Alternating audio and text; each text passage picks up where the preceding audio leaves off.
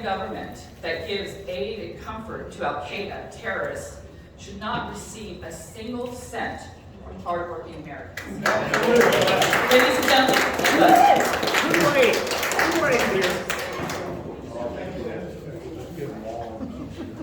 Well, everyone, how is the Low Country boil? That might be the only applause I get. We're going to talk more about food. No, I actually was in the Low Country yesterday. A lot of folks from North or South Carolina, that means the southeastern part of South Carolina. And I was down there to be at Paris Island for Marine Corps recruit graduation, when the recruits become Marines. So I was there yesterday morning at dark 30 to welcome a nephew into the Marine Corps. And I am proud as I can be. You too. You too, Cheeto. This is Cheeto over here. So, 20 years ago, we all remember where we were. A few months after that, 20 years ago, I get a very staticky satellite phone call from my older brother. I have two older brothers. My next oldest brother, who's an Army aviator. And I get a call from him, and he's in Afghanistan. And that day I had scheduled, it was a Saturday, and I had scheduled to run and train for a marathon. And my older brother was calling me on that satellite phone, which he had borrowed, to wish me good luck. But he was all the way over on the other side of the world, like many of you probably in this room and family members were. So I just want to thank those of you who have served in any war or conflict that we've had in any branch of service.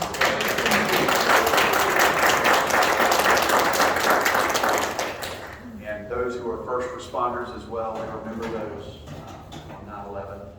And we remember their courage, bringing to life those that they don't even know. So we're grateful. But it's good to be back in Person County. I come here as often as I can, and when I sneak through the back way in Washington, D.C., I may not even show up at an event like this, but I just love coming back, stopping and getting a cup of coffee, just being in the county. So I'm back this time, but I've got a new thing I want to let you know, is that I am the Donald J. Trump endorsed candidate for U.S. Senate 2022. Good for you, this nice microphone. I can't drop it. It's not. Drop that microphone. That would be way too old. That's right.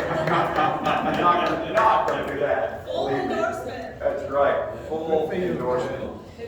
Did anybody watch that speech from the president? It was back in June 5th in Greenville. Live. You were there. Anybody watch the rerun of it or watch the clip of it? Because believe me, we put it on our website. But if you watch the rest of that speech, that about 5 minutes of it had to do with me running for U.S. Senate. But the rest of the speech, it had nothing to do with this race that I'm in right now. But it had everything to do with him being very concerned about the direction of our country. And I want to let you know that I share those same concerns. And that is exactly why I'm running for U.S. Senate in 2022. As I go around the state, this is a great state. I got 99 other counties to visit, and I tell you what, I love being here. I have the privilege of serving Person County right now. Maybe some other folks came in from anybody else from not Person County right here. I'm Dade County. I'll mention that a little bit. So thank y'all for having me. But as I go around, I hear some similar themes that people are worried about. They pull me aside. They want to make sure that I have this on my radar. Impeach Biden, yes. I'm going to give you a microphone that you can drop it. People are worried about paying a generation of people to stay at home. We need people in the workforce. It's immoral. It's immoral.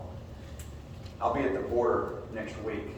People are worried that 362% increase year over year. From January 20th to now, illegal crossings, unauthorized crossings are up 362%. We are a very generous country. We let 1 million people come into this country the right way every single year. That's fine. But you don't cut in line. And you don't bring sex trafficking and human trafficking and fentanyl with you. Okay. Stop chain migration. Absolutely. Absolutely.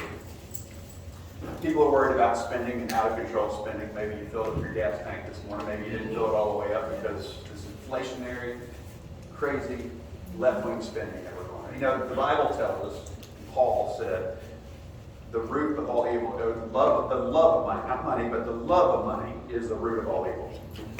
Right? But in Washington, D.C., it's modern monetary policy, the things that you can endlessly run the printing press, right, and pay for everything that you ever wish without consequence. That's the root of all evil in the Beltway. We're going to go to work every month, every week. So we're worried about those things. You know, let me just mention right now, and we talk about those who have served our country. We got a real question about how we're going to behave as a nation on the international stage. Are we going to stand with our allies? We're not asking if we should eventually come out of Afghanistan, but we are saying this is not the way to do it. This is not the way to do it. So I tell everyone that served in Iraq or Afghanistan who are questioning the very essence of their service, I say, no, wait a minute. I want to thank you for what you did, because for 20 years, we have kept terrorist attacks off our soil. So thank you for what you've done.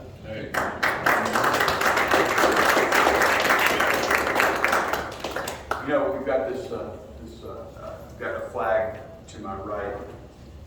It's a special day. We see them on ladders of fire trucks across bridges and all over our state and our country. But there's a motto behind it. We all know it. It's written in many places. It's not embroidered on our flag. But it's E pluribus unum. Out of many comes one. We all know a little Latin going. Out of many people come one nation. Out of many states come one country. Sort of a double meaning there. And we get it. But there are these theories that the left would press into our educational institutions. From PhD down to kindergarten. It's the critical race theory, which is a subset of critical theory, which has been around for 100 years. And if you can't defeat us militarily, and you can't defeat us as a country economically, you can press things in over time that seek to divide us and conquer us. And we have to stop that at every corner. And I've co-sponsored every piece of legislation and fought it at every angle to stop the critical race theory. And I'm glad to have a lieutenant governor who is in this fight with me.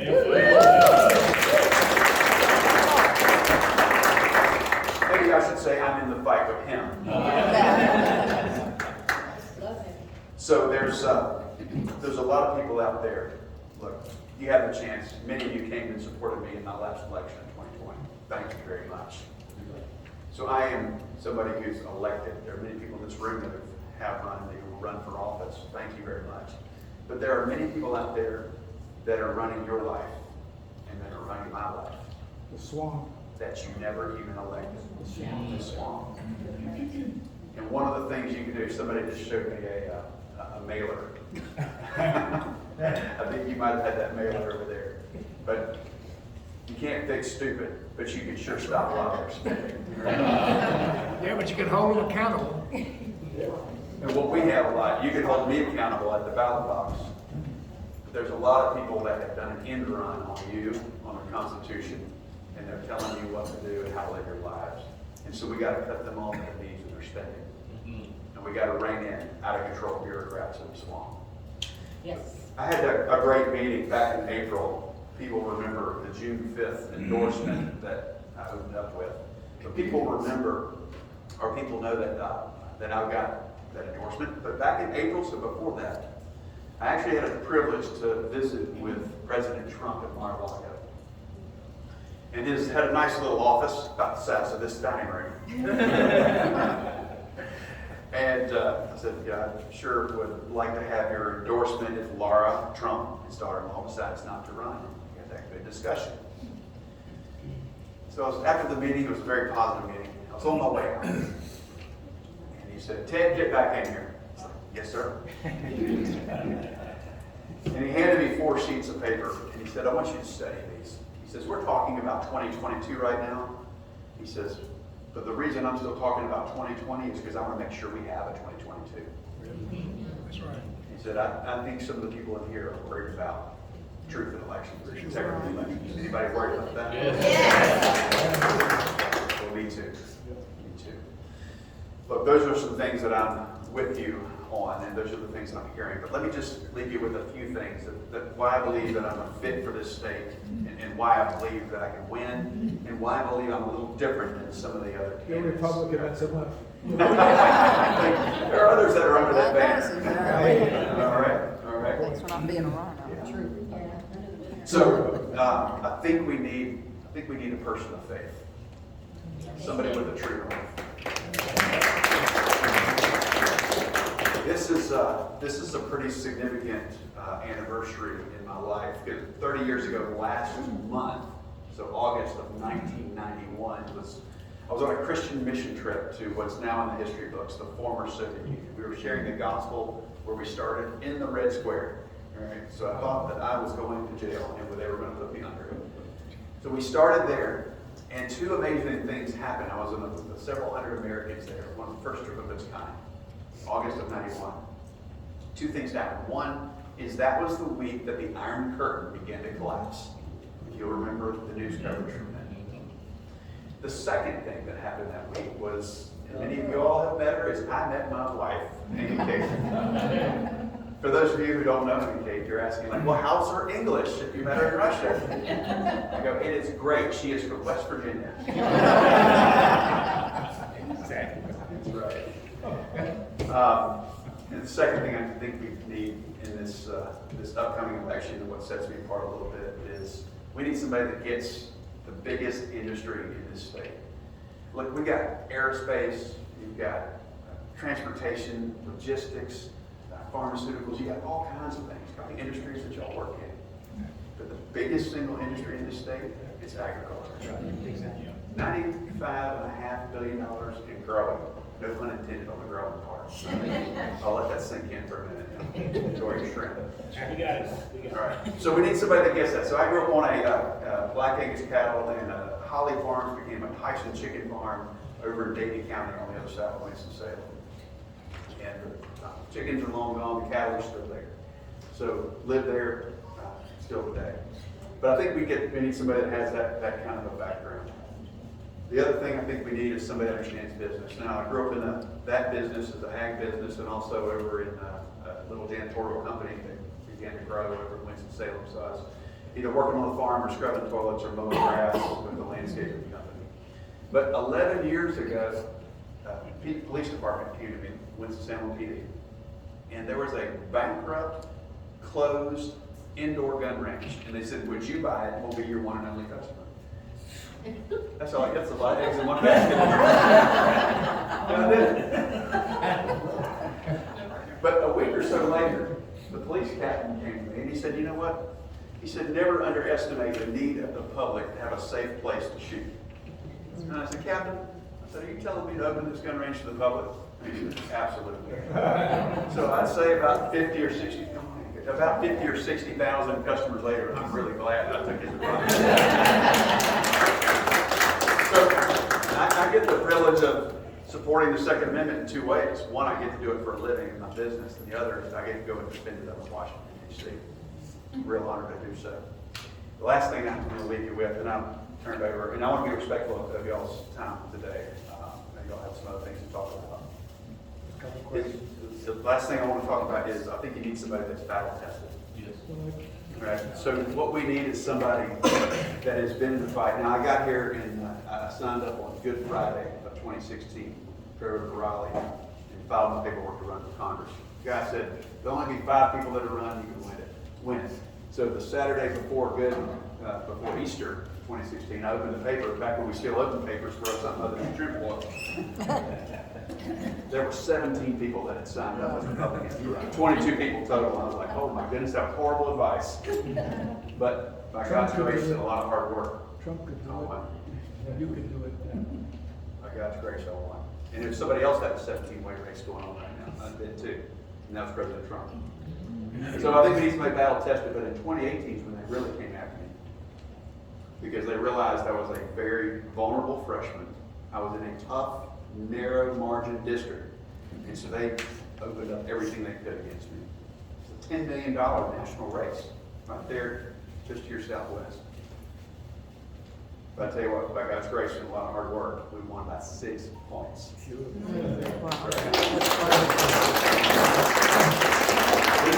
This coming up race is going to be a race a lot like that, except it's going to be across all 100. I don't want to take it for granted. I mean, I visited this morning, but I want to ask for your prayers. I want to ask for your support, and I would love to earn your vote. Thank you very much.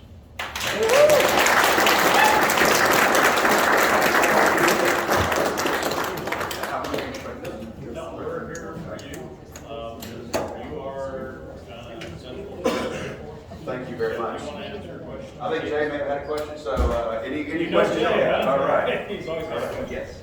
Jay, we'll start with you. You said you had a question? Yeah, my sister asked me, what's the procedure to go impeach Trump? I mean, Trump, not Trump. I'm with you. I feel like Biden right now, for God's sakes. What is the policy? I'm with you. to So there are people that have signed, that have filed letters. Now, there's 2 ways to do this. One is to make us feel better, and one is to win. So you gotta, do I make you happy now, or do I make you happy later? I can go out and say, yeah, I want to impeach him today, but I tell you what, the numbers aren't there. I happen to also be really good at math, okay?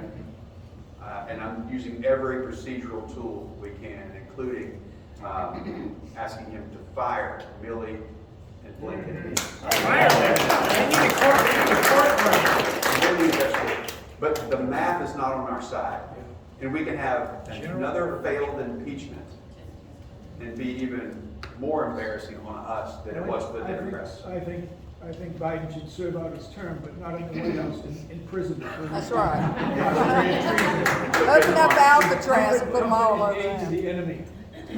I think you've got grounds there, and once we win in 2022, and look, historically, we should win, but you have to engineer that win. You can't let the pendulum swing on its own. Corruption is still there. Absolutely. Next question. Catherine. I am very concerned about critical race theory. Yes. I graduated from UNC twice, 2 undergraduate degrees. Now- First one didn't work, right? What can I say? It's terrible. The second one was psychology. And I am concerned about the education that our young people are getting. Yes. Because all of these things really come back to how we are teaching our young people about our country. And I want to know, first of all, how widespread is your concern about critical race theory in the Republican Party? And what are some of the things that you're thinking might come of your being elected? Thank you. So the question was about critical race theory. So what we're seeing is that divide and conquer strategy. Essentially, you have the vast majority of people who don't believe in that. They believe that we can work together. And with critical race theory, over the decades, it's essentially Saul Alinsky's theory. But you take a few people who believe radical ideas of separation, like critical race theory, you put them in positions of influence, particularly in the institutions like universities. That produces, it has a magnifying effect because it produces more believers in that theory over time. Because the students who churn through, you have parents who are naive, you have students who are uninformed. They get a corrupt worldview placed on them, and now they just magnify their numbers. And that's essentially, we have produced our own enemy through the university system. Yes. Look, I went to App State. I was, mostly I was focused on business and accounting when I was there, so I got to bypass a lot of that stuff, and it wasn't as bad as it is now. This problem is ultimately going to be solved at our dinner table. So when people look to Washington for a lot of solutions, I said, we're going to do what we can. But the reason that there's hyper-regulation, that there's division, is also ultimately because of the breakdown in the family. The parents are taking their children out of school. We need to have strong families, I agree with you. parents that feel responsible for their children's education, even if they lean on other institutions to help them do so, but to inoculate them against their corrupt influences of the next generation. Janie, you had a question? And we need to not wait just for the government to do it. You're right. Thank you, Captain. Just real quick, I should know this. Were you in any of the caucuses, Freedom Caucus, Problem Solvers Caucus? Wasn't Walker in Problem Solvers? I can't speak for him, but I can tell you that I have been in the Freedom Caucus. Okay. And still am. I still am. Good. Right. And I will tell you that some people tout their Trump score or whatever. Well, look who Trump endorsed, okay? All right. I sat next to Mark Meadows, and he turned every shade of these shirts that are red when the president from the podium, when he was brand newly elected, and somebody had talked him into the worst health care bill possible. And I sat next to Mark Meadows in the Freedom Caucus when he said, Meadows, I'm going to take you out. And Mark stood his ground, and I sat there next to him, and I said, I'm glad that's not me. All right? And guess who became Mark Meadows? No, excuse me, guess who became Trump's chief of staff? Mark Meadows. For standing on the right side of history and articulating that to the president. So I have stood my ground, even when I was disagreeing with the president and the vice president. And I said, this is a bad idea. And eventually they understood that it was. And we came through on healthcare. So you just got to stand your ground on the right ideas. But I was with the Freedom Caucus in some tough fights. And I'm still with them today, including with Jim Jordan and a lot of others. October 22nd, Jim Jordan will be in the state for me somewhere. I'm not sure where that's going to be. Right, we're putting him out to bid right now. Right. I have a question stemming from Jay's impeachment provided. Yeah. A concern of mine is, you said we don't have the numbers, I understand that, but the other concern is the next two people that would step up. Yeah. Get them too. Yeah. So what can they do to help with, get them on a straight line and get them out to? Sure. So basically, you've got a flat, two spare tires, and Yeah. two flat spare tires Yeah, in the trunk, right? It's going to be in a worse condition with them Yeah. than it is presently with them. Yeah. So that's a concern. Right now, it's about endurance and doing everything procedurally you can for the minority and making sure elections are secure and winning in 2022. At every level. Now, Congress is a word meaning coming together. We congress every week in Washington. Never before have I been with other members of Congress that are Republican around the state and then seen more energy for school boards and county commissions and city councils. Some of you all in here are thinking about this. Please be engaged. Be engaged. And if somebody not in this room that you know is thinking about it and is a good conservative, encourage them at every level. Okay, one other thing. Do you think? Are we moderating? Yes, Jay. Do you think Pfizer is perpetrating the COVID-19? That's beyond me. That's beyond me. Yeah. Somebody right there. has to ask. Jack. What's going on up there within the Republican group with these guys that have been locked up in jail for 9 months and haven't been charged with any crime? I understand they're being kept with no clothes on. They're just treated like animals. So. Yeah, I have not heard that. I would make sure you double check your references because Well, one of the things they want to do is to get us believing extreme things that are beyond what's actually true. Yeah. There are some that are in jail, there are some that are on home arrest. Some of them are being released. I think those that actually broke the law need to go through the legal system, but no one needs to be persecuted for being a patriot. No one.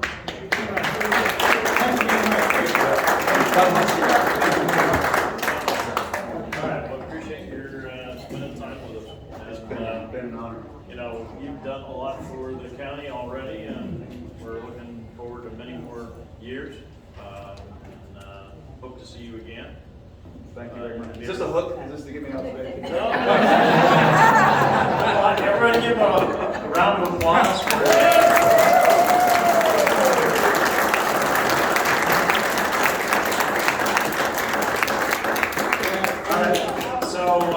there's some people that came in that haven't eaten yet. Chris has just said he's got more food outside. I haven't eaten yet.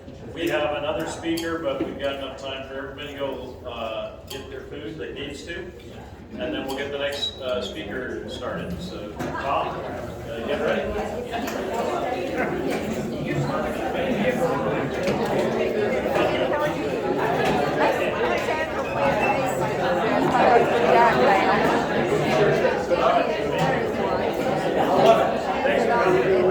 For a long time, but not anymore, right? So you're still there? Okay. I'm still there, Do you but earn it just now, or? No.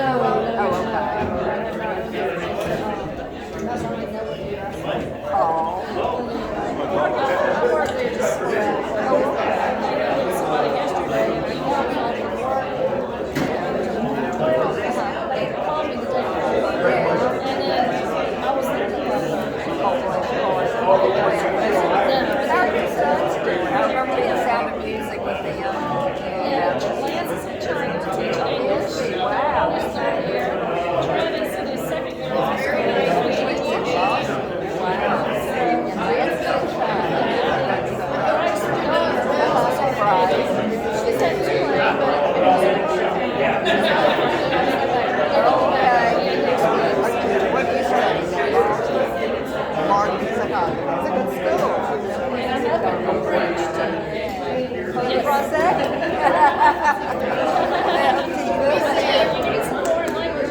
Good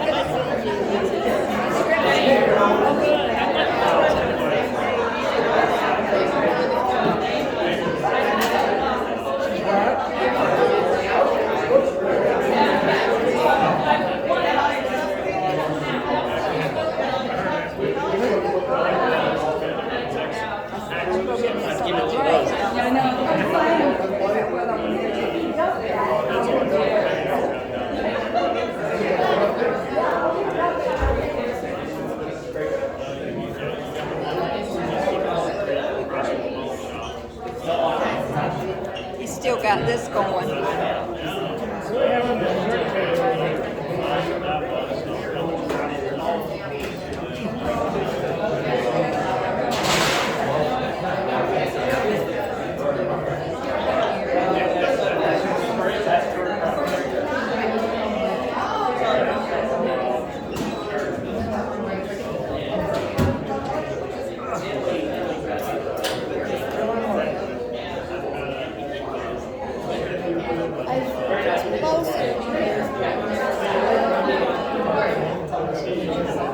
I think it's that end right there. Good to be with you. My job here today is to inspire you. I'm not asking for your vote. I do ask that you vote for the folks who did ask for your vote. But having said that, I'm here to inspire and talk a little bit about September 11th. Now, I was eating Fruit Loops. I wish I could tell you I was eating a better cereal. If I had known the day was going to be as monumental, I might have eaten something more manly, like, oh, I don't know, Wheaties. When I was a kid, Wheaties was the manly cereal, and it had Bruce Jenner on it.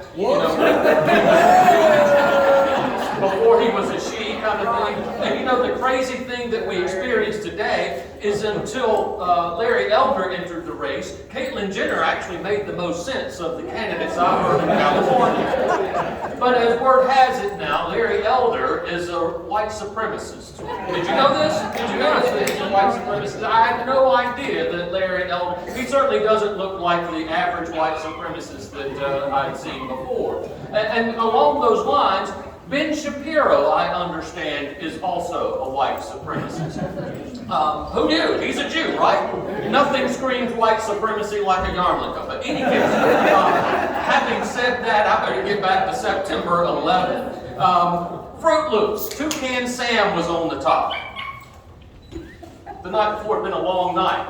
I had been one of those church meetings. Now, maybe you go to meetings like this all the time. It's part of a church thing that they were all in agreement when they walked in the room, but it still took them 90 minutes to debate it before they all had a unanimous vote later on. And then they had to stand around and talk about it for a while. So I had gotten home 10:30 at night, and it had been a late night, so I wasn't just trying to beat the band in the morning.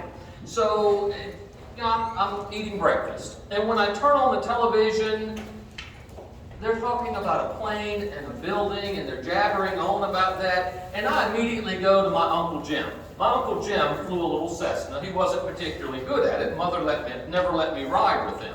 But we'd be in the garden, and Uncle Jim would swoop over, and he'd waggle the wings, and he'd go back and forth, and we all waved at him and thought it was really cool. He also had an ultralight, and that didn't end so well. So I'm thinking, Uncle Jim, or somebody's Uncle Jim, has just gotten off course, and it's a terrible, tragic accident. And then, live TV, that next flight, 175, flew into the South Tower. I dropped my fork with the spoon, the milk splattered, and I didn't breathe. The commentators were aghast. They didn't know what to say either. What do you say? None of us had been through anything like that, and there I was. It was a full minute before I remembered I have to breathe again. We usually don't forget how to breathe, but it was that kind of moment that we forget what we do normally. Interpretive matrix. Usually we understand things through a matrix, and we didn't have one. How do you deal with this? I got a call from the church a little bit later. Asked if I turned on the TV. They're watching. It was a bazaar workshop. I was serving in the small community of Angier in the northern part of Harnett County. And they have a bazaar workshop, and there's a group of ladies that work all year to sell the things at the bazaar a little later. And so they were aghast and looking for leadership. And so I showed up, and we had a prayer.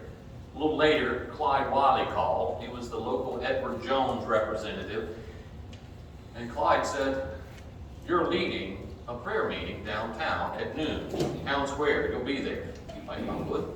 I didn't know that I would, but apparently he knew that I would. And so he set me up. Before the day was out, I would realize what a gift he was and is and always will be. Eating Fruit Loops. And the world changed. It would never be the same again. I bet you remember what you were doing too. It's a flashbulb memory. We have those every so often. The flashbulbs, because it's so different that we remember every single detail, even the little details we might otherwise forget. I was speaking with my wife earlier today, and we're trying to think, what did we do last Saturday? And we actually had a conversation to try to remember it. But a day 20 years ago, I know everything I did. From what I ate at breakfast, what time I sit down at the table to eat, all the way through my day. It was scripted. For some people, Pearl Harbor is that flashbulb memory. For another generation, it may have been the assassination of JFK. I was hoping the Challenger disaster would be the worst thing I'd have to remember. But then came September 11. Clyde set up that prayer meeting, and I didn't know what I was doing. We were there, we prayed, and I announced on the spot that there'd be another meeting at 7 o'clock. Because somewhere it's written all church meetings must happen at 7 o'clock. So there we were. And we gathered again, only we gathered not as the Methodists in Angier, but as all of the Christian folks in Angier, and people who thought about Christianity, and people who just thought, hey, this is a time to pray if I've never prayed before. Grover over at the Baptist church had called, and he wanted to know what we were doing and thought he'd just kind of piggyback with us. So Grover came to the Methodist church. That's interesting, because you know in the South, Baptists outnumber people 2-to-1. So, in Harnett County, you've got Campbell University just down the stone's throw at Bowie's Creek, and that ratio is even stronger there. The Baptist church was probably 3 times the size of the Methodist church, but they all came. I've done this funny thing when I walked through the church. I'd prayed over the pews. My prayer has always been, Lord, fill this pew, and may the people who sit here truly encounter you. God answered that prayer that day, because the pews were full. They were filled up, each one, a good half hour before the 7 o'clock time was appointed. And the Methodist people, no one told them, nobody asked them. They decided no one's singing in the choir, so we'll move up. And they stacked all through the choir loft and added chairs into the choir loft and packed it up to make room for the visitors, and they still kept coming. Every pew, they sat down in the front, from the front pew to the altar rail. They stood in the back row after row after row, just cramming in, and finally the rows disappeared, and people were standing up all down the aisle, all in the center, sitting where they could. And some were still in the vestibule trying to look inside and hear what they could, and the courtyard of the church was filled too. I'm sure there was 1,000 people in a church designed to sit maybe 250 or 300, and we all gathered to pray. It was a praying kind of night, wasn't it? People were hurting. And you know what? That night we weren't Baptists and Methodists and Pentecostals and Presbyterians and name all the persuasions you might. You know what else? We weren't Democrats and Republicans either. We were Americans, and we were united on our knees. The next Sunday, the church was full again. Not quite as full as it was Tuesday night, but it was still full. People were looking for hope and meaning and purpose. There were professions of faith, some Tuesday night, some Sunday, and something awakened in us. Awakened just like President Bush had said. Remember him standing on the heap of debris with the firemen and the bullhorn? He said, I hear you. The whole world hears you. And in a little while, the people who knock down these buildings will hear you too. See, we were knocked to our knees, but maybe that's where we needed to be in order to start something new. Red Cross got donations they didn't know what to do with. People lined up to give blood. Everyone was eager to participate in or take up a collection, but we didn't know what we were collecting for or where to send the money. And that close to Fort Bragg and Pope Field, we had servicemen and women there too. Some came forward and asked for anointing, knowing they were about to be sent into harm's way to do a big task. Some we prayed for, some I never saw again, and others stayed. Like Lieutenant Colonel Don Tharp. Don Tharp stayed and made a difference in our church. So did his wife. They were strong workers. What happened in your church? In many communities, the attendance swelled and then shrank. Ours remained as we retained. Tragedy sent them, and a message of life kept them. A little bit about September 11. I want you to remember 3 things today. 3 simple things that we should not forget. Let us not forget the unity we found September 11 and September 12 and September 13. Let us not forget that unity. There's an enemy that seeks to divide us.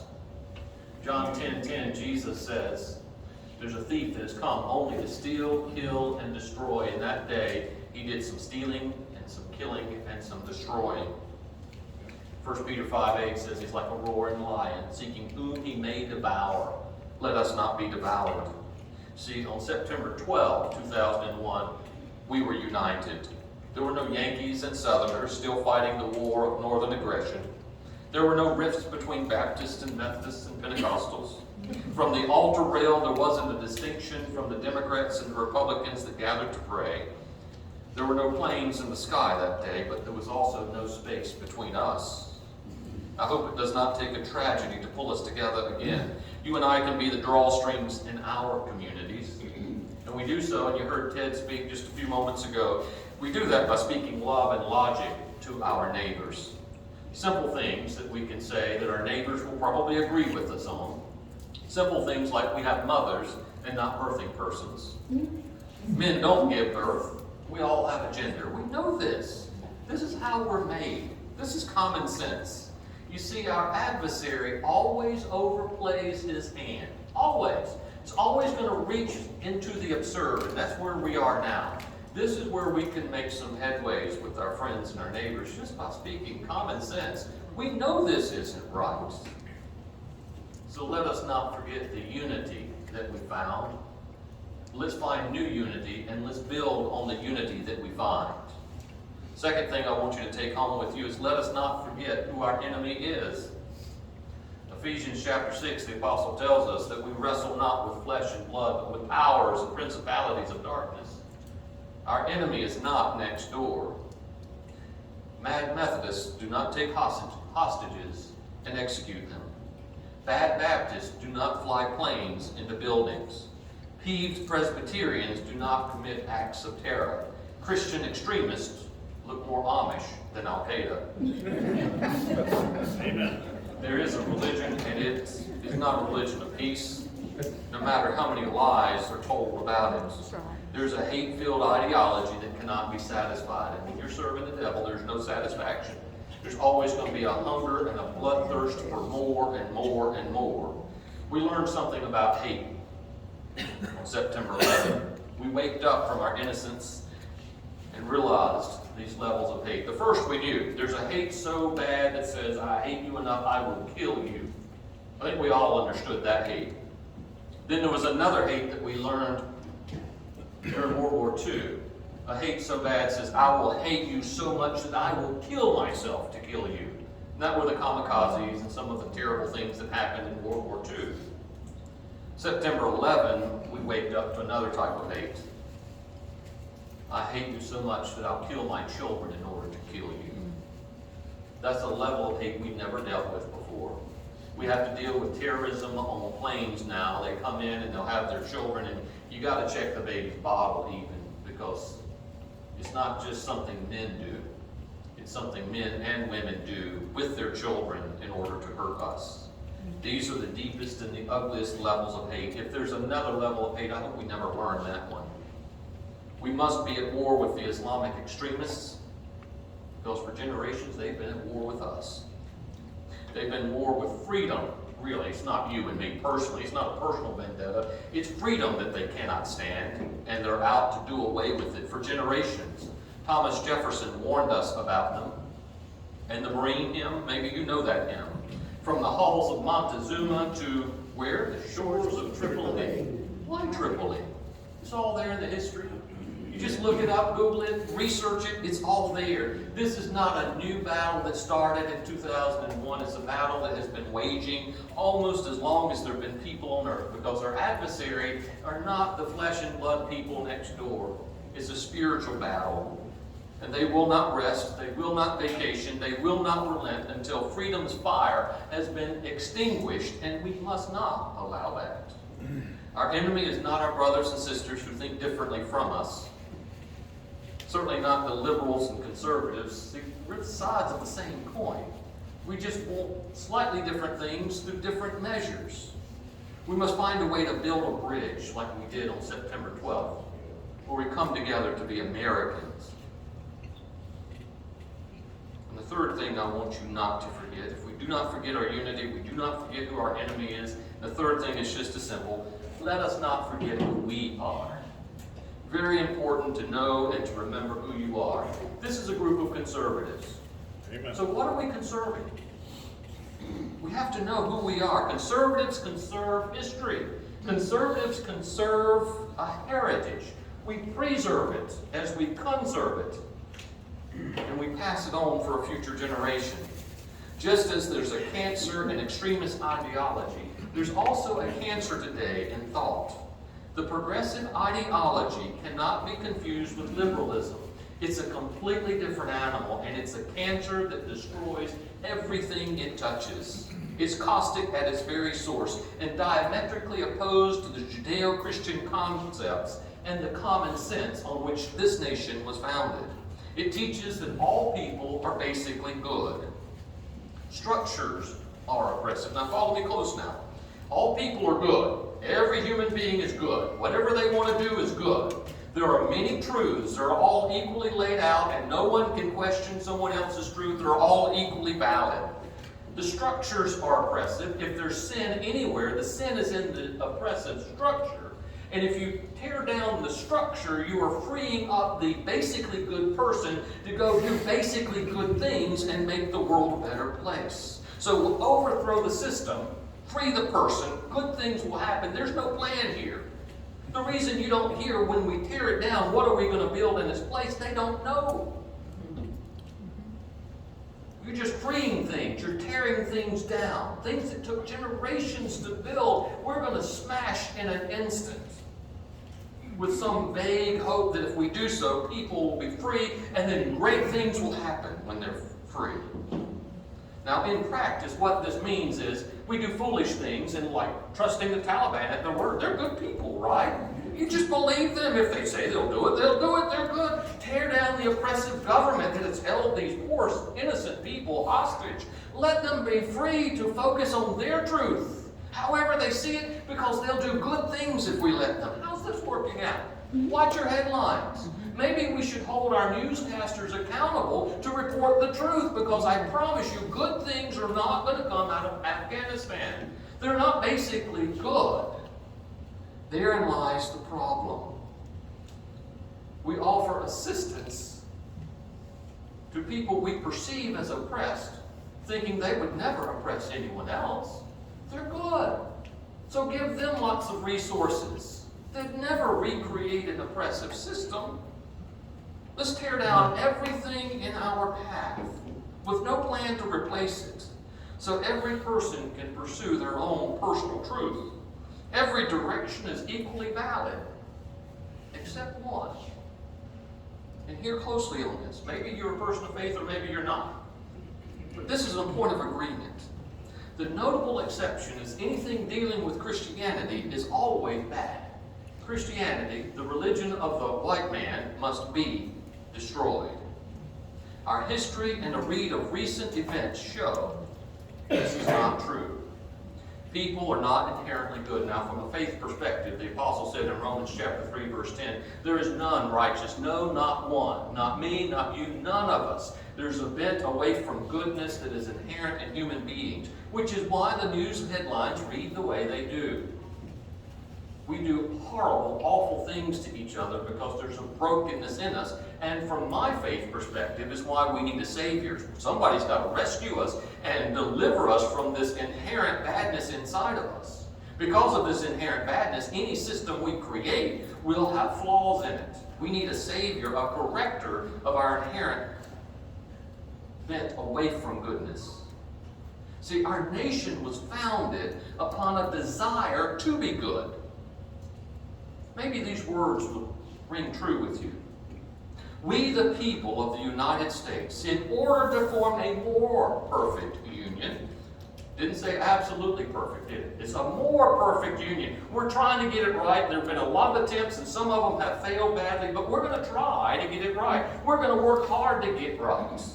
We, the people of the United States, in order to form a more perfect union, establish justice, ensure domestic tranquility, provide for the common defense, promote the general welfare, and secure the blessings of liberty to ourselves and our posterity. That's what we conserve. Amen. These are words that are holy. Would that we could memorize these as Americans, whatever your faith perspective, or none at all. These are uniting words that we're forming a more perfect union. Justice, tranquility, common defense, welfare, and the blessing of liberty. You bet we have flaws. You pick hard enough with a scab, it'll bleed again, won't it? There are dark chapters, but what a beautiful beginning. Seriously, how more beautiful can it be? In order to establish a more perfect union. Oh, what a beautiful beginning. Let's claim that. If we're conservatives, let's conserve that. Let's preserve that. Let's extol that.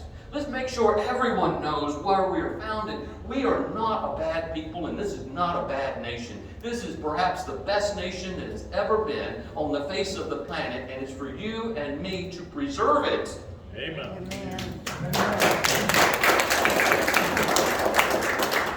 We get more of what we focus on. That's my wife's mantra. If I've learned anything, I've learned that. We need to focus towards the more perfect union, not the flaws. We'll get more of what we focus on. We're creative beings created in the image of the Creator. We will create. Wherever we put our energy and our attention, that's going to be more of what we get. As our news media and our culture has turned darker and darker and darker, and now only thing we want to talk about in the United States is our flaws, guess what we're going to get? We're creative people. That's where our focus is. Somehow the focus has to be shifted. If we're going to do something better, if we're going to create a more perfect union, then let's focus on things that are more perfect instead of the flaws. See, our flag stands for freedom. And maybe you hear Lee Greenwood singing. They can't take that away. It's waved by dissidents where? In China and today in Cuba. Would that we could come to those people's aid. Celebrated by freedom-loving people in places like Iraq and until very recently Afghanistan. We have been the city on the hill and the best hope for freedom in this world. My prayer is that we can be that again. And with your help, we can. See, you and I, we are the best hope for America, and the people that we're going to choose to elect will be the best hope for America. Your love of country and fellow man, your love of truth and right and justice, this is the American way. This is our way. We conserve it, we preserve it, we pass it on. This is what they tried to conquer on September 11th. But it made us stronger for a season. It made us brighter for a season. It made us better for a season. Where there is a failure in leadership today, let us step up. Not with a war on our neighbors or political rivals. I don't think we need to storm the halls of Congress.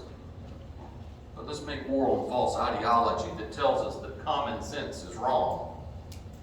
The prophet Micah said, you know what's required of you. To do justice, to love mercy, and to walk humbly with your God. So today is September 11th. 20 years later, we pause, we remember, and in this room, let's take the next step and position ourselves to leap forward. The apostle said in Philippians chapter 4, whatever is true, whatever is honorable, whatever is just, whatever is pure and pleasing and commendable, if there's any excellence, if there's anything worthy of praise, think about these things. Yes, let's think on these things. We've had our lows, but we've always had a comeback.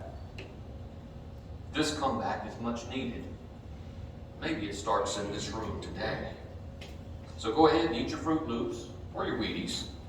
We've got a lot of work to do, and we need all hands on deck. As the Lord used 11 men of questionable origins in the area of Israel 2,000 years ago to start a religion called Christianity. 2,000 years later, it's still thriving, having billions of converts across all continents. As the Lord used 13 colonies of questionable refugees, that's what we were.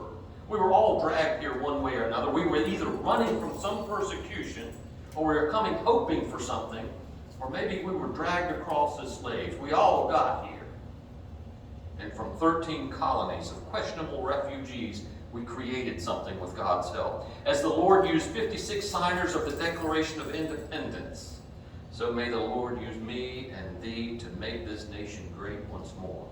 I finish with familiar words. Maybe you know the tune. My country, 'tis of thee, sweet land of liberty. Of thee I sing. Land where my fathers died, land of the pilgrim's pride. From every mountainside let freedom ring. It continues. My native country, thee, land of the noble free. Thy name I love. I love thy rocks and rills, thy woods and temple hills. My heart with rapture thrills like that above. Let music swell the breeze and ring from all the trees, sweet freedom song. Let mortal tongues awake, let all that breathe partake. Let rocks their silence break, the sound prolong. Our fathers, God, to thee, author of liberty, to thee we sing. Long may our land be bright with freedom's holy light. Protect us by thy might, great God, our King. So let it be.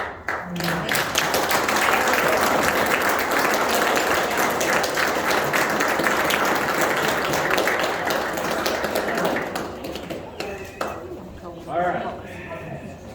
Thank you, Tom. Thank you, Mark. How I wish I could write and present something so well done. And Tom, you obviously put a lot of time, thought, and prayer into that, so thank you. DJ, were you going to introduce our next speaker?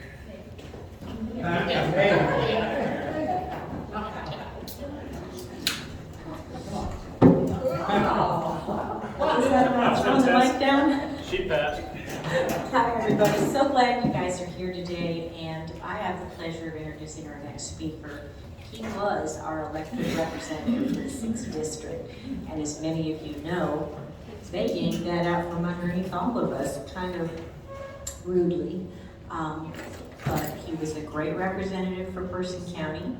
He is also one of the candidates for the state Senate race. It's my pleasure to welcome Mark Walker.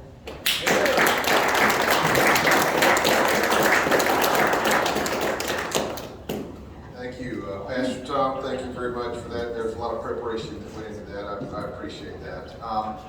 I'll give you a little bit of background, and then I want you to have some time to ask some questions. I never trust politicians who come in and give a speech and you don't get a chance to vet or ask any questions. Here, here. There's someone else we know. Been around the block, right? So, I came to North Carolina in 1991. I grew up as the son of a Baptist pastor, dear brother Methodist. You know, really the only big difference between Baptist and Methodist is you guys will speak to us in the liquor store. So, the Baptist will go, no, I'm just teasing. But I grew up in a Baptist preacher's home, oldest of 3 boys. And my dad moved us to Houston, Texas. I was halfway through college in August of 1989. Have you ever been to Houston, Texas in the summertime? Oh my goodness gracious, right? I was telling my staff this one day, not too long ago, and I was telling them, how hot it was and how I had a cassette tape on the dashboard that actually melted. And one of the 25-year-olds raised his hand and said, "Hey boss, what's a cassette tape?" He's no longer with us, but that's for different reasons right now. But I lived there a year and a half, continued to go to school, but I met a girl in college when I grew up in Florida. She lived in Mount Airy, North Carolina. You've heard of Mayberry, some of that. So I thought Winston-Salem, being 40 minutes away, I could connect on the weekend and something. So I told my mom and dad, I said, I'm packing up everything I have that I own, which was, I still had room in my little Dodge Shadow. And I had $600 in my pocket when I arrived in Winston-Salem, North Carolina. The relationship, I realized that she had moved on once I got here, but I had too much pride to drive 1,200 miles back to Houston, Texas. So I'm going to say Winston-Salem is going to be my home. Started working in business and finance, and still stayed in church. You know, my mom, I don't know if you had a mom like this, even though I was 1,200 miles away, she would know somehow whether I was in church on Sunday morning or not. She had a direct link or line or something. So and I had great respect for the Almighty and for Mom, right? Still do. But I was visiting around, and then a guy comes into our business.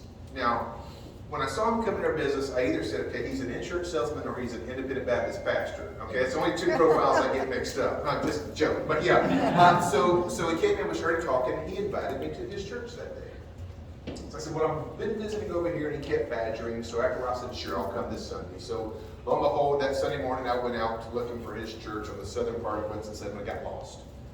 But I keep passing this one church, for whatever reason, called Grace Baptist Temple. It's almost 11 o'clock, so I slide in there. I can't make the other place on time. Didn't know where it was.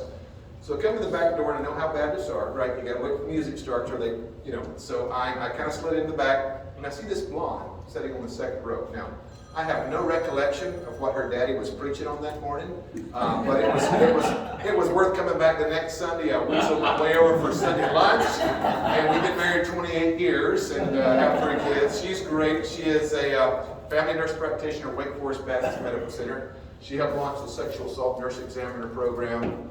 Just most of her career, she was on the helicopter for air care there and did a lot of the trauma work. But we were content to raise a family, spent 5 or 6 years in the business world, and then God began to work on my heart as far as doing something I swore I would never do, and that would be to follow my father's footsteps as a pastor. I wanted no part of it because I grew up in it, right? So that's the supernatural calling part, because if you grew up in it, you know, you've got to carry your own stuff, much less everybody else's thing. But I didn't want a part of it, but God led us there. Went back to school and spent 16 years as a pastor. Worked with Dr. Gary Chapman, 5 love languages there. In fact, he and Carolyn, wonderful people, getting ready to celebrate their 50th anniversary of the same church there in Winston-Salem. But just working through life. And then about 8 years ago, I began to get this passion about, we've got to do more for where our country is.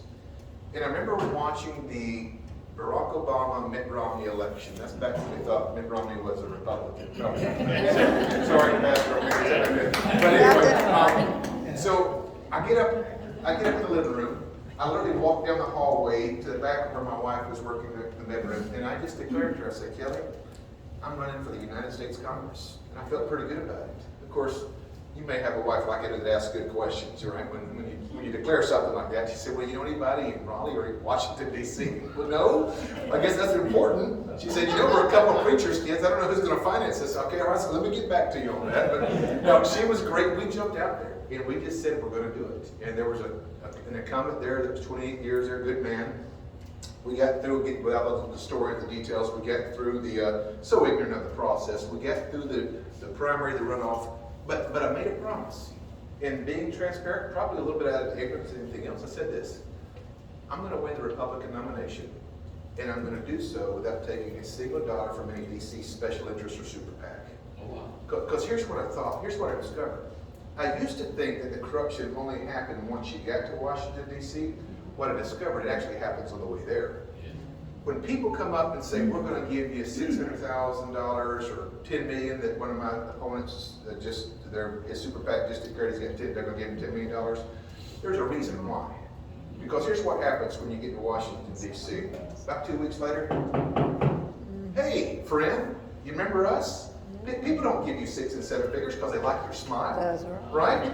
And that's the problem. And here's what I discovered. The swamp is as deep on the Republican side as it is on the Democrat side. That's right. And yeah, it's true. So we got past all that. I show up in Washington, D.C., and I said, you know what, I don't know how long God allows me to be here, but I'm going to make the most of it. So in my first term, I did something that had never been done before. Grateful for it. I ran for the chairmanship of the largest caucus in Congress, the Republican Study Committee, formerly chaired by Mike Pence when he was in the House, and then Jim Jordan. I ran for it and I won it. That was about the same time that President Trump and Mike Pence were elected. My first 2 years were President Obama's last 2 years. 2 months after the inauguration, I picked up the phone and I called Vice President Pence. Because I had seen how, no offense to these attorneys, I'd seen how, we got about 200 of them in Congress, how the process is more important than the solution sometimes, right? Some of you business guys, it's about getting it done. So I picked up the phone. I said, Mr. Vice President, if I get everybody in the room, it was about this size of a crowd once we did, I said, I think we can do two things. Number one, I think we can repeal Obamacare. Number two, I think we can defund Planned Parenthood. Vice President Pence said, Mark, I'm in. Yes. Over the next 2 to 3 weeks, I get everybody in the room. The only two people I didn't invite was Kevin McCarthy and Paul Ryan. Not to throw shade, I just didn't want to get stuck in the process. I know how it works by that time after having my first term there. We got Freedom Caucus, RSC, Committee's Chairman of Jurisdictions. And I got a call about 3 weeks later after we'd been back and forth in a couple meetings, about 9:45 at the White House. They said, Mark, we think we've got this worked out. They said, can you be over here with your team of 13 or 14 in the Oval Office tomorrow morning at 9 a.m.? Well, yes, we can. For some reason, President Obama didn't invite me to hang out a whole lot over there. But we got over there the next morning. Vice President Pence greets me, talks a little bit. He has me sit next to the President. President Trump comes out. I love the pictures of President Trump and I shaking hands. The very moment that we were able to repeal Obamacare and defund Planned Parenthood on the House side. I remember that day very specifically. I walked out of the White House that day thinking, man, I'm just a small town independent Baptist preacher's kid. But in America, you can actually make it to Washington, D.C. and literally affect the entire process. Now, later on, you remember John McCain voted it down on the Senate side, which was very frustrating at the time. But we continue to work. A couple different highlights there in D.C., and I'll kind of get to your questions here. Last 2 years we spent as the ranking member on intelligence and counterterrorism. A lot of the China stuff, a lot of the border issues. I spent time in the Rio Grande Valley. I'm the last member of Congress to force a vote on a balanced budget. I remember that day we had 239 Republicans, only 172 of them voted for it. I'm the highest rated pro-Trump America First Senate candidate without question. In fact, Project 538 has me, if and when we're elected to the U.S. Senate, I'll be #1 in the entire U.S. Senate, 2 points higher than Ted Cruz. We're a fighter. Absolutely, we love our neighbor, but we've got to fight some of the enemy that we're seeing right now, and I think that's very crucial. Now, let me address the elephant in the room. My endorsements go from Senator Tim Scott, Mike Huckabee, Madison Cawthorn, Clarence Henderson, Mick Mulvaney, the co-founder of the Freedom Caucus. Those are on the national level. On the statewide level, I'm the only candidate that has a single sheriff to endorse them. The only one. My opponents can't even get their own home county Republican sheriff to endorse them. We now have double digits. The reason why they know that in Congress, I was not bashful about getting up and backing the blue and fighting for these guys. Took on the Assistant Attorney General Barack Obama and got Terry Johnson's grants back returned in Alamance County. You have to be able to roll up your sleeves and go after these guys. Here's another point. The top 3 candidates, if you will, all of us have Guilford County connections. My friend Mr. Bud did guide. We both represented Guilford County the last 4 years. There were 33 local elected officials, grassroots people, school boards, mayors, city councilmen. All 33 have endorsed us. 0 from our opponents. So in addressing this, when we were back in Greenville, we ended up winning the straw poll by a large margin. Of course, President Trump endorses my opponent. We've talked about that. Background, if I give you 60 seconds on that, then we'll take some questions here, is when Mr. Meadows did not announce that he was running for U.S. Congress, his wife's best friend decided to run for Congress. I went up there and talked with her, but then also met another young man named Madison Cawthorn. And after talking with both of them, nothing against Mark Meadows, his wife's best friend, I thought Madison Cawthorn was the warrior that we needed in the U.S. Congress. So I became the only member in the United States Congress to go out and endorse Madison Cawthorn. Now, did that cost me a little bit? Maybe it did. But you know what? I can look in the eye and tell you I wouldn't go back and change a thing because I believe it was the right thing to do. I believe he was the right man for the job, even sometimes when there's consequences. So to have a lot of support across the level, the people that know us the best are the ones that support us the most. We've got great progress as we're traveling across the state because it's very important that when you have people that go to Congress, number one, you've got to make sure that their voting card is never turned over to a DC super PAC or special interest. Even good super PACs, or supposedly ones that conservative caucuses, once you give them your voting card, I will tell you, they never give it back. And even though a lot of the times they may vote you the same way, I'll give you one example on the Farm Bill. When a certain super PAC, they call all of us and say, you need to vote this way. I don't owe them anything. I voted with Donald Trump, Kristi Noem, and Ron DeSantis. One of my opponents voted against the four of us because his super PAC wanted them to vote against it. So look closely at the situation. There's also some more information over the next 2 or 3 weeks that will be coming out. I'm not here to talk poorly. These are good people. I believe that we have the right heart. But you need somebody that not only is a champion, but is the best candidate to beat the Democrats. And here's why I'm the best candidate. Not only do I have a 100% conservative scorecard, my cycle with heritage action, I've already talked about my rating in Project 538, but we became the only member, Republican member in the United States Congress to do something last year. And that was to win the United Negro College Foundation President's Award. We are also the only elected Republican at any level in North Carolina to give the commencement address at HBCU, Historical Black College University. Why is that important? I'll tell you why. Is because if we don't take the message to all of our communities, who is? There are communities that have never heard about individual hope and prosperity and opportunity. The rules have changed in the 21st century. There are communities that are inundated with a false gospel, if you will, that dependence and victimization is the key to success, when we all know it's not. So if you're running up against a Sherry Beasley in North Carolina, I would suggest you better have somebody who's already had the inroads into these communities, not for political gain, but because we care about these communities, we care about the future of these communities. In a nutshell, that's why I'm running for the United States Senate. But I don't come from a whole lot when it comes from the blue bloods or political background or even resources. I'm an everyday guy, just like probably most of you, but I know what it takes, and I know this in closing, is this battle is a whole lot less political. This battle is about spiritual warfare. And until we're willing to see it for what it is, we can't solve it with a political solution. It takes our Creator to engage to make sure that God is in His rightful position. So that's a little bit about me. So I'll open it up to you guys and take a few questions. And there's nothing off the table. So whatever's on your heart, mind, on positions, when we stand on something, background, or anything else that you might, we're happy to take your questions if you have any today. Yes, ma'am. So I'm interested in these caucuses within the Republican Yes. Party in Right. Congress. Right. And who's in which one, and Sure. who I'm able to see the most of. Right. Which is probably the Freedom Caucus, right? Yes. It's on TV more. They That's are. all I'm saying. So I'd like to know a little bit more about the study committee, why you use it. Sure. What its values are, how does it differentiate from other ones? Could you That's elaborate? actually a very good question. I don't know that everybody asked that, but that's very good. Yes, I would love to do that. I think I can do it in less than 2 minutes. So when I got there was the Freedom Caucus did not exist. So as I was getting there sworn in 2015, they were getting ready to launch. So what existed as far as the conservative wing of the Republican Party that was started in 1973, kind of pushed back on even some of Nixon's more moderate policies, was a group that eventually became the Republican Study Committee. 160 members out of the 240. There was also a group called the Tuesday Group that was kind of more from guys from up northeast that were more moderate. They weren't always strong on budget or pro-life issues like we are.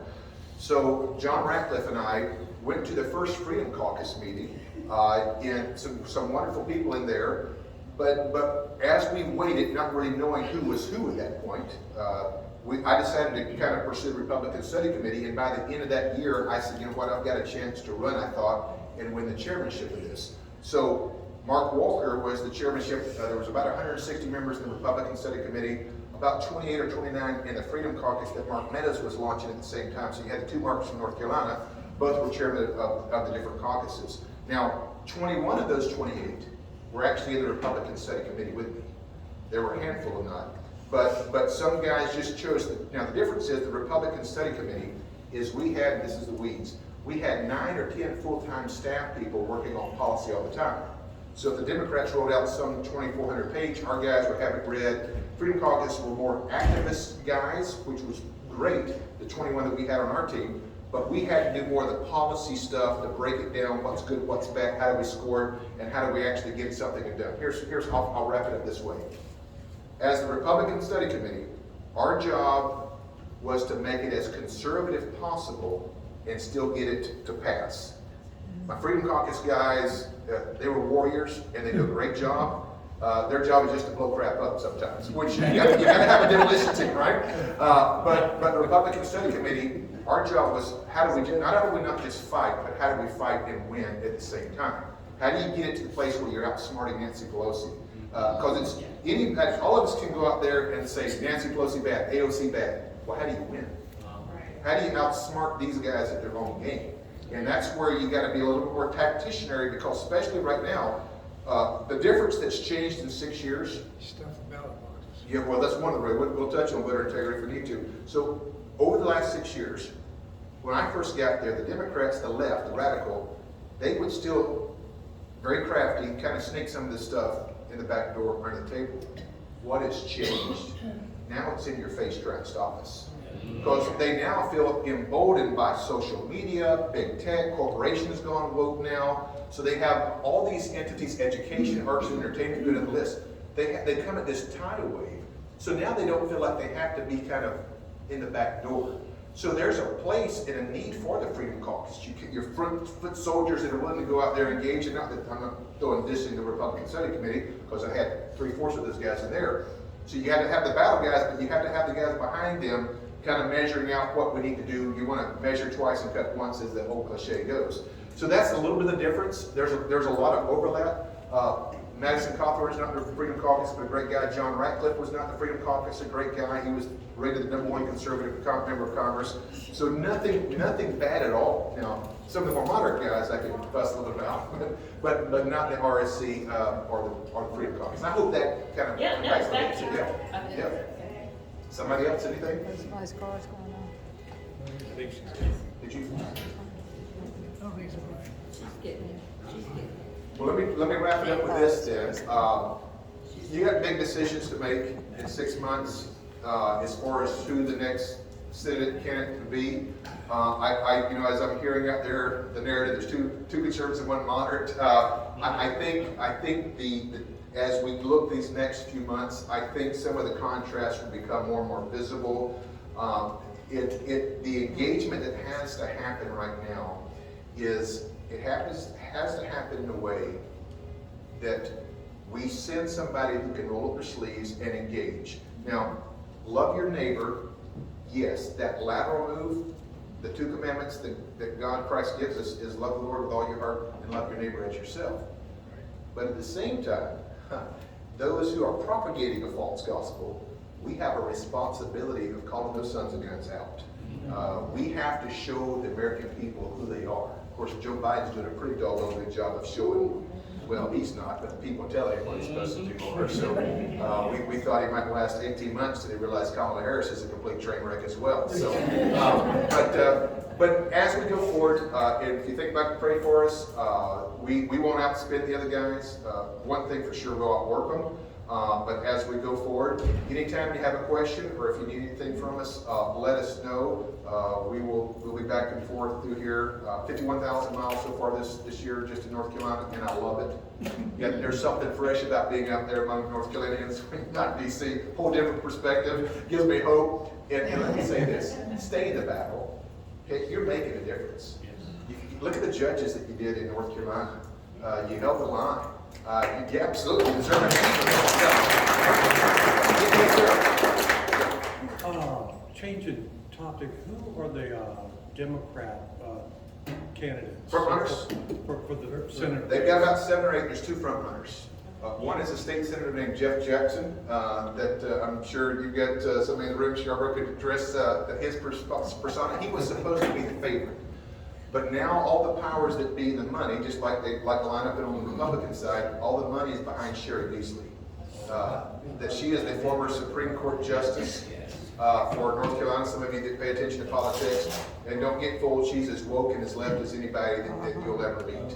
So all the money, Jeff's got a big social media following, he's got some popularity, but all the people, they want the demographic of running an African American female against a white male, and they feel like that's going to be. That's why I said earlier, as you're thinking about this, if you get 2 people within a hair of the conservative positions, it might be smart to find somebody who has built great inroads. I can walk on to pretty much any HBCU campus, not just saying we do it for political reasons, you do it for the right reason, but I think that's going to make a difference because they're wanting to try. Chuck Schumer our numbers has Chuck Schumer bringing in about $200 million. They feel like North Carolina is a potential Senate seat they can steal if it's the right person that gets past the primary. It's going to be a bloodbath for what they're going to do for bringing in the money from New York, California. North Carolina, Pennsylvania, and Ohio have 3 retiring Republican senators. Their job is to make sure they flip the Senate and keep it for the next few years where they can carry. Because I know Joe Manchin. Please play for Joe Manchin. I get worried about Joe Manchin because he gets wobbly on us. He's the only thing standing right now between us and completely cataclysmic off the cliff.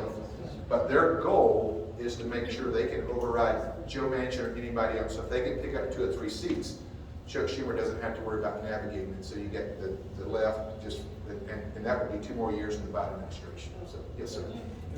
And how do you think it'll play out? These vacating seats. Are we? I think we're good. I think we're good going in Ohio, Pennsylvania, and North Carolina because we got a Democrat governor and 2 Republican senators. We're considered a purple state. That's why they're going to spend so much money in North Carolina. That's why all of us have to get out there and engage as well. So yeah, their eyeballs are on this. We're in the crosshairs. Yes, speak with. Yes, ma'am. One of the major issues that I have is getting accurate information. Yes. I am a former journalist, and I find that the whole situation now is very difficult to find information. I spend a lot of time trying to get accurate information. Sure. Do you have any suggestions?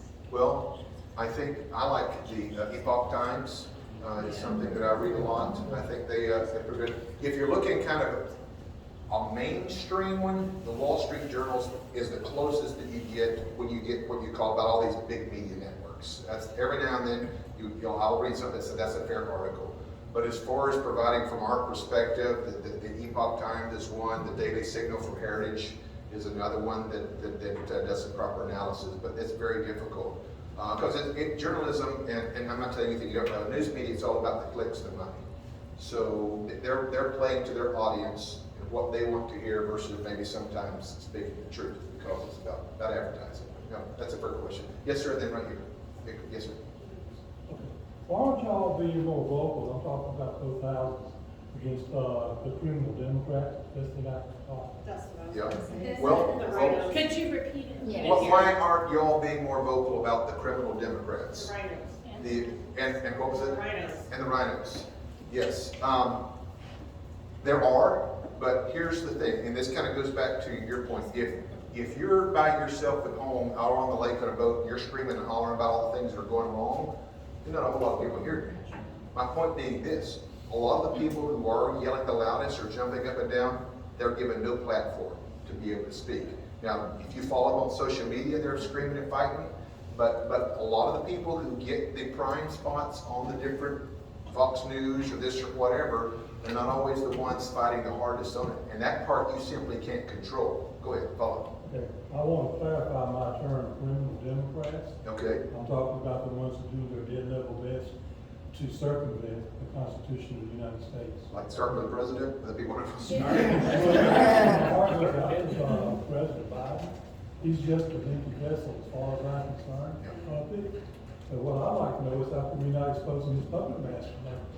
Yes. I mean, Yeah. Susan Rice is one of them. Chief of Staff, former Barack Obama McCain is another one. They're calling the shots. Now, my intel background being the ranking member on intelligence and counterterrorism, you're right. Most of the decisions he's just told what to do.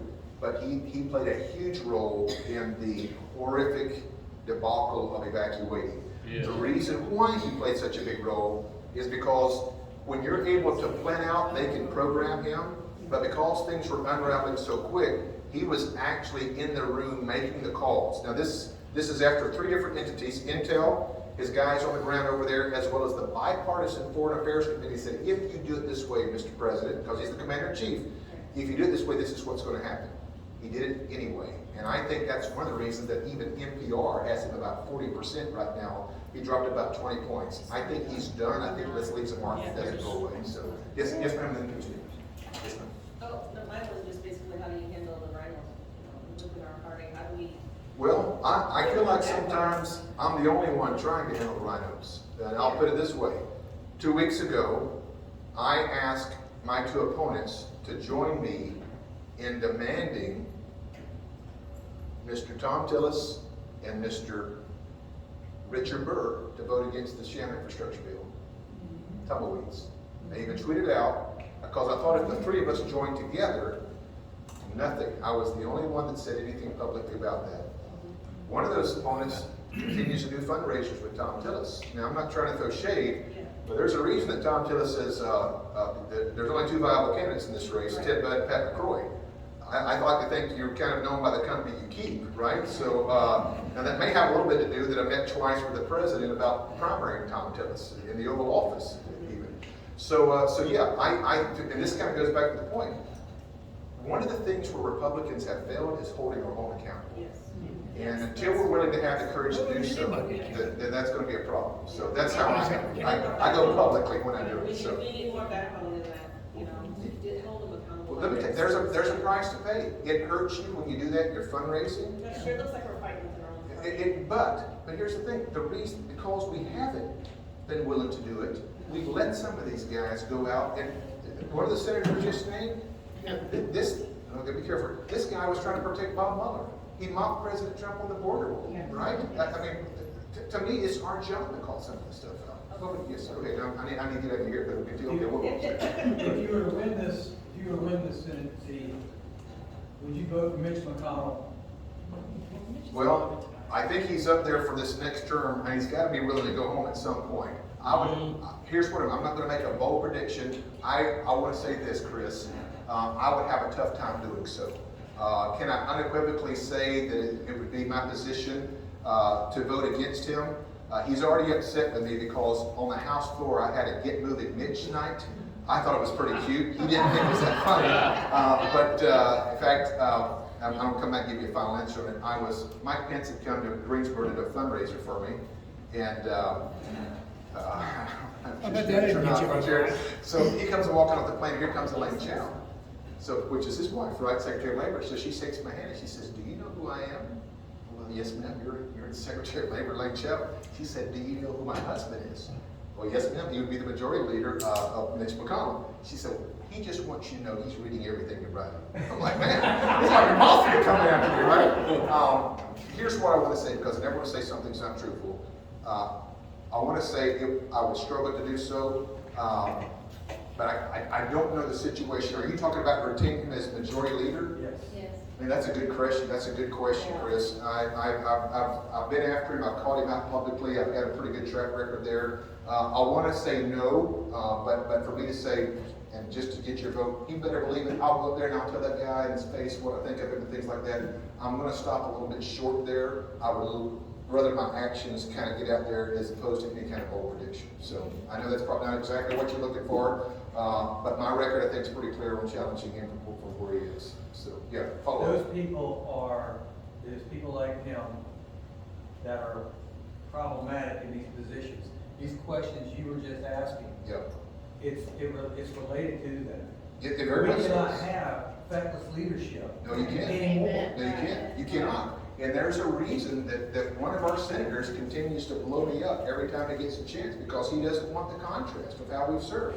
As I just mentioned a couple weeks ago, there was only one person in this whole Senate race willing to call out the senators publicly and say, "Do not vote for that. You cannot vote for that," and then follow up and criticize them for doing so. Only one. If you want to even challenge your own senators there, what kind of courage are you going to have when you go against the road up there at my point? So, especially well, that's a good place to start. Yeah, that's the center. That's a good place to start. It is. Real quick, I want to Yeah. segue into something else. Is it 232 or what is the thing? Section 230? Yeah. Yes. Social media? Social media stuff. Reclassify them as, yes. Yeah, that something needs to be Gotta said happen. about this. Gotta They happen. need to be treated as a public utility, something. Social media being able to do and restrict and silence people is what she's talking about. Yes, censure. Yes, exactly. I got censured on Facebook just last week over something we were talking about over the COVID restrictions and things. So I guess you saw where Mecklenburg County commissioners. How do you have to start in House and Senate? I mean, how do you Well, it bring starts- this- how do you bring this together and make it happen? The way it starts in the House. Now, the problem with any legislation sometimes is the cloture vote in the Senate, you have to have 60 votes to be able to get it done. That's why I was so frustrated when Obamacare, because we were able to do it with just strictly 51 votes through budget reconciliation. But yeah, that is a huge issue. It's got to start in the House, obviously the Senate, and get passed law. But after that, then it's got to be able to withstand this lawsuits that go against it as well. The left is, they use the court system better than anybody. So it is. I saw one more hand. I'm going to get out of here. I don't want to hold you up. I'm okay with time. I just feel like I'm using your time. This is a question I guess I'm not supposed to ask, but I'm going to ask. Go ahead. What are your thoughts about the previous election and the irregularities as it resulted in possible fraud? Yeah, well, good question. And with where I was serving on Homeland Security, we looked into this. Here's the first thing that I found. George Soros, and remember that name because he's going to come back up sooner than later. Okay, so this guy is incredibly deviant. He's ruined whole countries, right? So in his deviant mind, he took some of the money that he had been lobbying so hard Washington, D.C. politicians, and he began to spread it out across the country, across the state, and started lobbying state legislatures, even Republican state legislatures, because they don't always know who they get lobbied by, but this is one of their goals. Their goal was to change the election laws to then allow mass ballots to just be mailed out to everybody, right? Well, here comes COVID. Well, they use COVID to fast track it. You remember the words what James Clyburn said, never let a crisis go to waste, right? Okay? Well, they don't. They never do. They're excellent at this. So what happened is state legislatures literally began to change their laws, adding more days, sending out more ballots. And here's what Soros, in the deceitful mind, he realized something very important. He knew that it would be almost impossible for you to be able to prove who was filling out the ballots and who was mailing in the ballots. How you gonna prove that? 81 million supposedly people voted, right? So he knew that this was a way. So let me talk about the solution. Let me talk about one more point. Here's why we know the numbers don't add up. I'm wrapping up, but I know we gotta get to the next meeting. I'm having a blast though. So if you go back to Ronald Reagan in 1984, okay? In 1984, Ronald Reagan won by how many votes? You remember? Popular vote, anybody want to take a guess? He won by 54,455,000 votes. Okay? Most ever. Fast track 8 elections from 1984, Ronald Reagan, 54,455,000 votes. Fast track 8 elections in 32 years, and we get to 2016. In those 32 years, the most the popular vote increased was by 15 million. 54 million to 69 million. Actually, just under 15 million. In one election, the popular vote increased by 16 million. Yes. The numbers don't add up. How do you go over 32 years when you have an increase of 15 million in one election? President Trump was told win 67 million, you get the election. He gets 74, 75 million votes. So yes, election integrity, you got huge problems. Now, solution-wise, North Carolina's doing a heck of a job with it, even despite trying, because the governor vetoed, and God bless Texas, because Abbott just did his job, Georgia did his job as governor. They are tightening down those elections to make sure that voter integrity is crucial. Look, I've got a chance to be at the top of the ticket. You better don't believe I'm concerned about this. There's no plan B for Mark Walker. We're putting this on the line. So it's very important that we make sure that voter integrity. And why we got to the place that voter ID is a racial issue is completely ludicrous. Well, everything's racist issue with Democrats. Well, here's why. It's because they cry it, and a lot of Republicans back off because they don't want to go there anymore. That's why you got to keep charging forward and being with their own getting there. Exactly. So that's what we get to do. So last question, Let's go right into what you Go just said. If you can't manufacture them quite like you just did in this past election, you bring in millions of illegals.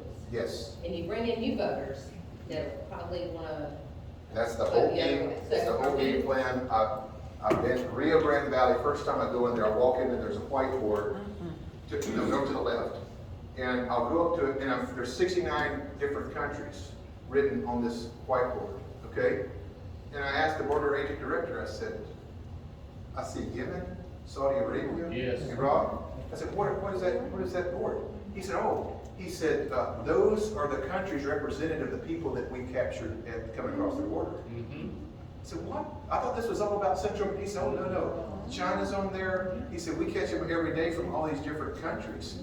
And for this administration, Gina, to sit there, okay, last comment, I'm walking out the door because this is probably more emotional than anything else, because here's why.